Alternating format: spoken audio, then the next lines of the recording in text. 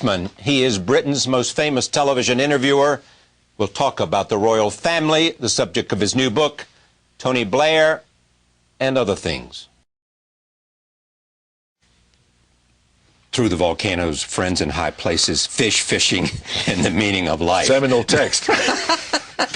That sounds like Howell Range, you know? Fly fishing through midlife. Midlife crisis, yes. The English and the political animal.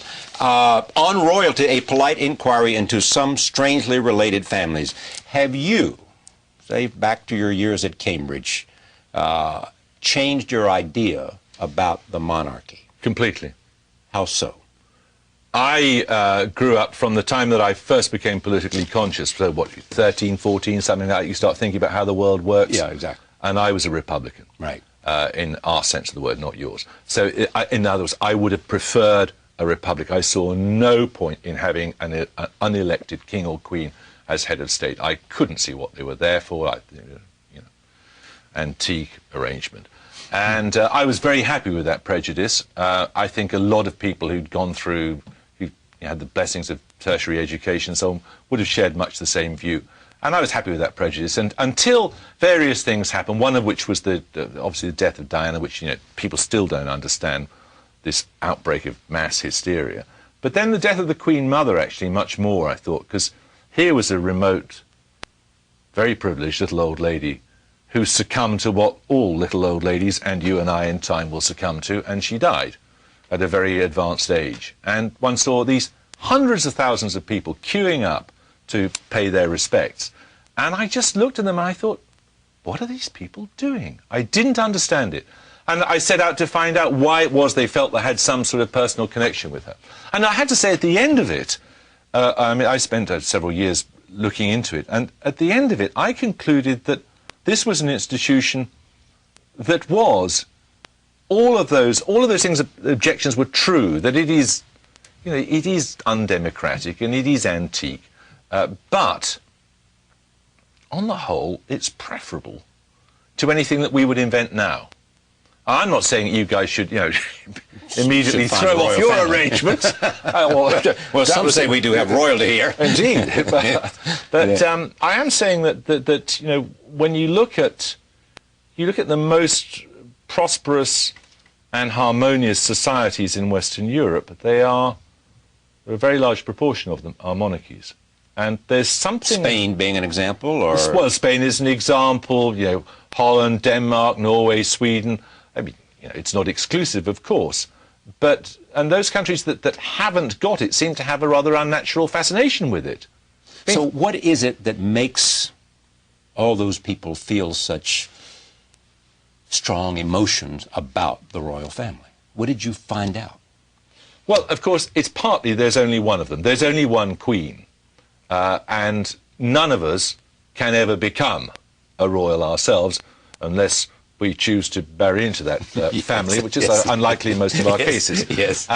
So I think there's that. I think the fact there's only one of her, that she is in the strict sense unique, and it's also true of Queen Margaret in Denmark, or Beatrix in Holland, or Juan Carlos in Spain. There's only one of them.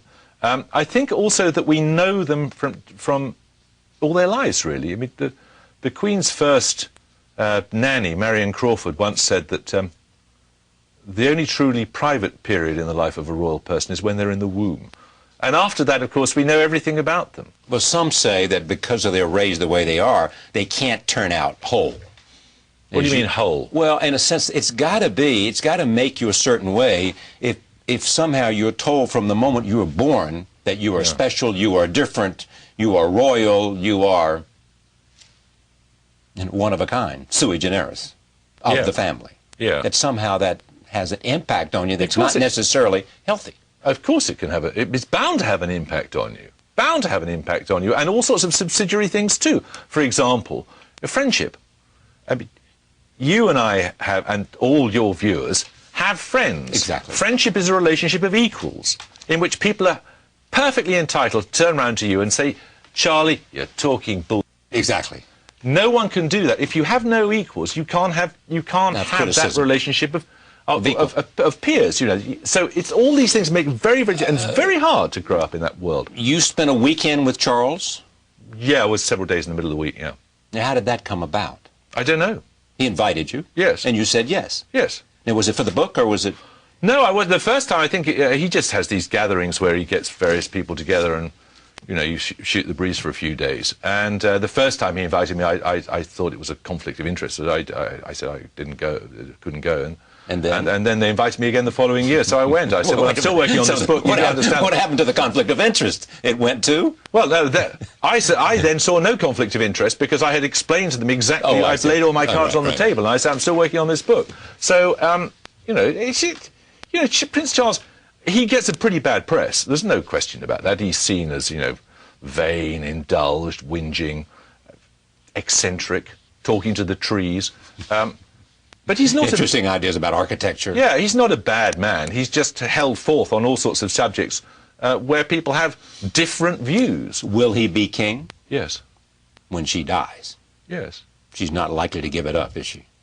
No, I mean, the Dutch have an arrangement in which you can retire from the job.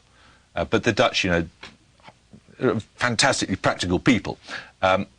You can't. The Queen believes that if you look at the old black and white footage of the coronation of the current Queen, you think you see everything. You don't see the key moment, which is the moment when she's anointed. And she believes that in the moment of anointment, you don't see it because it was never filmed, right. And it wasn't filmed because she wouldn't allow it to be filmed.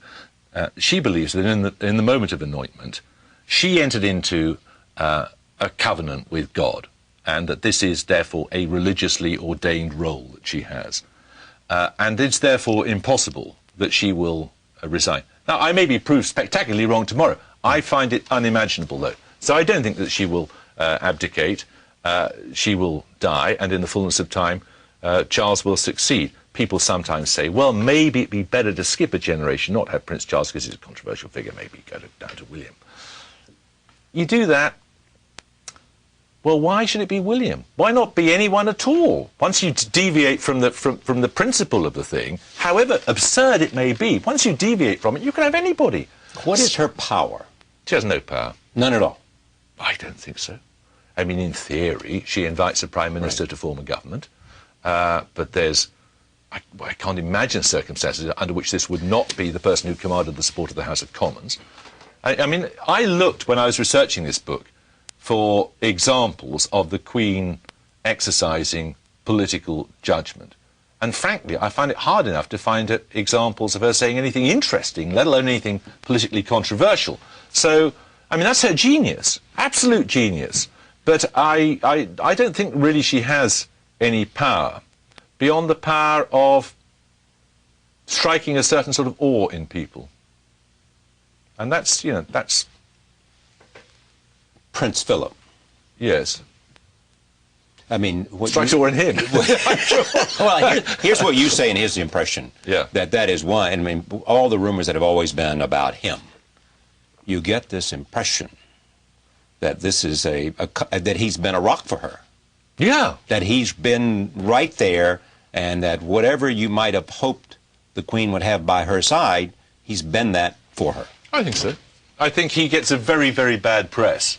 Very bad press. What does the press say? Well, the press is, that he's always, every time he opens his mouth, he puts his foot in it. Yes. And he has said a number of things which, don't look good in an age obsessed with ludicrous political correctness. Yes. He's, in that sense, slightly out of joint with the times. He still, he's a Navy guy. He likes wardroom humour of, 40, 50 years ago. But he's a good man, I think. And I think that he's been, from everyone I know who's close to them, he has unfailingly given her quite sensible advice and support and help. So, but, as we were saying earlier, you can only accommodate one idea of people, and he's always going to be something different to that. Well, yes, exactly. The movie Queen, The Queen, what did you think of it? I loved it. I loved it, except for the central scene of the stag. I couldn't see the point of it at all. No, it went too long. Yes. Laboured metaphors, but no, I thought it was terrific. Yeah. I don't know whether she's seen it though. She invited Helen Mirren to come have lunch. Yes, and Helen Mirren couldn't go because she was filming in South Dakota. Then they made a big deal about it. Yeah, the story over here was that